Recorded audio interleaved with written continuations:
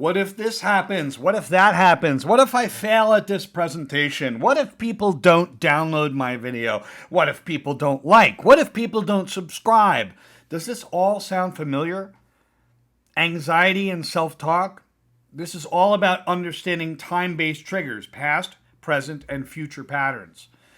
So sit back, relax, grab yourself a cup of coffee, and don't operate any machinery. Let's move forward from here. What is self-talk in anxiety? It is that automatic internal dialogue, often negative, exaggerated, and fear-based. It shapes our perception of control, safety, and worth. Why time orientation matters. The past connects itself to regret, shame, and of course, self-worth. The present connects itself to panic and self-judgment. And of course, performative results. The future is fear and catastrophic thinking. Let's take a look at each one because it's going to help you heal those particular ones. Past-oriented self-talk. The theme, regret, shame, self-blame. The top 4 past statements. I always screw things up. This is all my fault.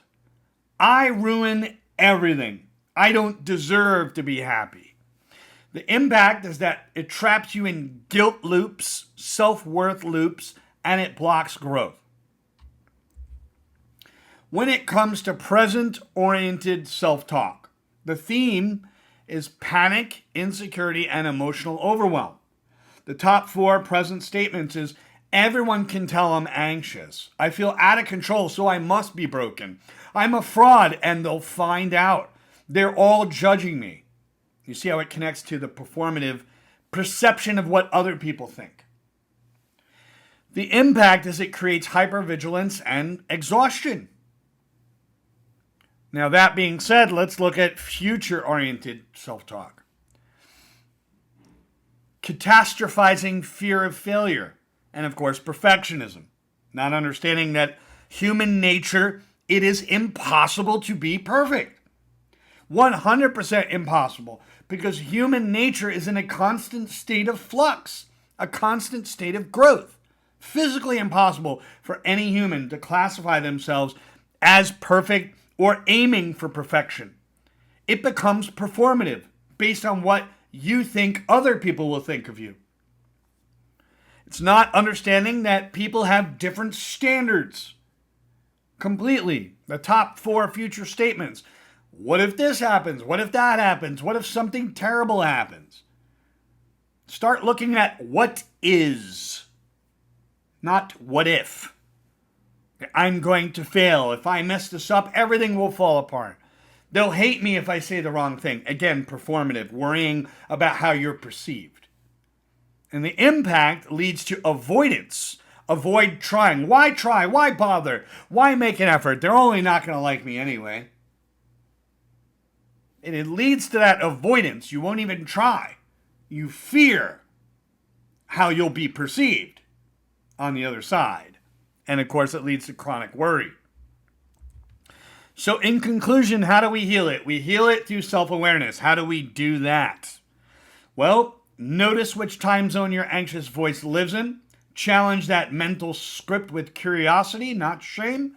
Reframe your beliefs using CBT, NLP reframe journaling or therapy. You could check out my NLP reframe journaling video, which will be at the end of this one.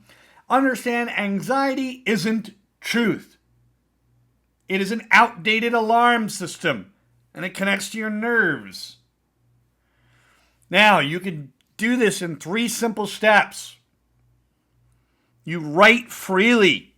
Grab a sheet of paper or your digital device, whatever you prefer. Write whatever comes to mind about your struggles, your fears, or your frustrations. Get it on paper. Dump it on paper. Then spot the negative and spot the time zone that it lives in. And if it happens to be more than one, so be it. It just helps you identify it. From there, underline and highlight specific negative thoughts and beliefs.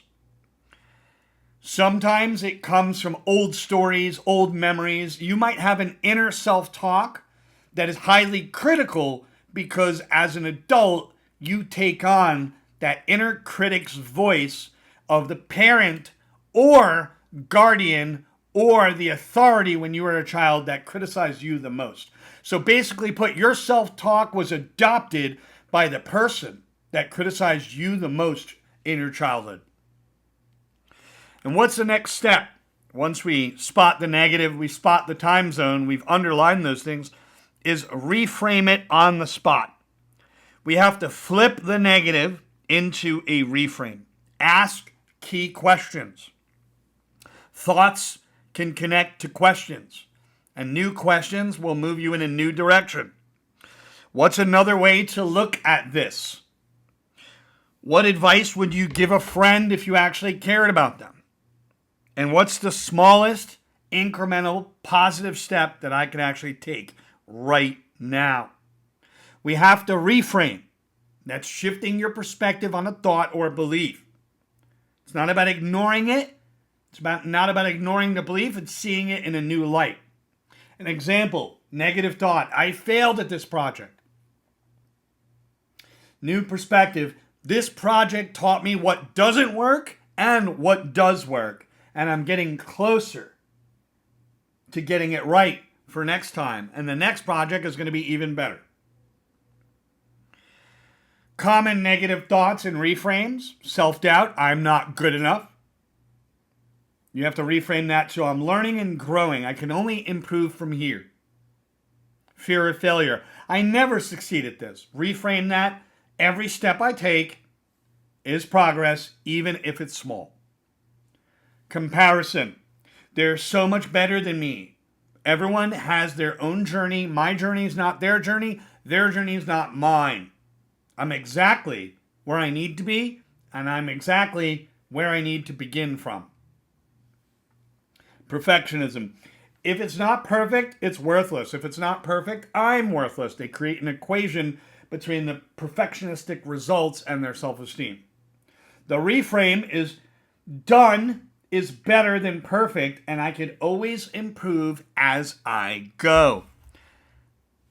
Having a growth-based mindset is more valuable than being fixed and a fixed-based mindset. Very important. So you have to be able to reframe this from hopelessness if you're feeling hopeless. Things will never get better.